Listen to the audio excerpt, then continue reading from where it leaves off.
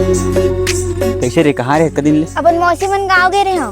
हाँ वो सब छोड़, अब ये बता हमन बिहाव कब करबो? ए दादा बिहाव मैं नहीं करा तो ले बिहाव अपन शकल देखे है। ए टूरी बिहाव के का करते हैं? अरे मोर मैयारू में तो मजाक करत रहे हम।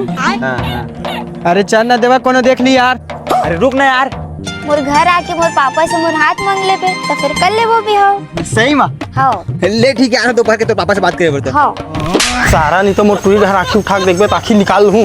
तो मैं देखूं काम एक पे काऊ बना। अरे याद का जान पी देवा। ए तो चुप कर बना यार। ए ले रुक, मैं टूरी फोन लगाता हूँ।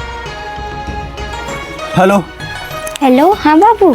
कौन है टूरी काखर में गोठिया था? ए पापा स्पीकर में कर। हो तो जल्दी तैयार हो, मैं तो घर आता हूँ, दोनों दिन भाग के शादी करबो। हाँ बोल। हो चल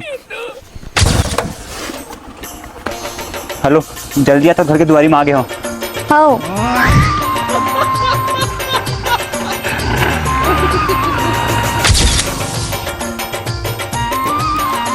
चल बाबू आगे मंदिर अब बिहाव करबो। हाँ चल ना। मैं तो बेटी ला रहे हो ना, तो बेटी कहाँ गए? सारा नहीं तो मोर बेटी भगा शादी करूँ किधर?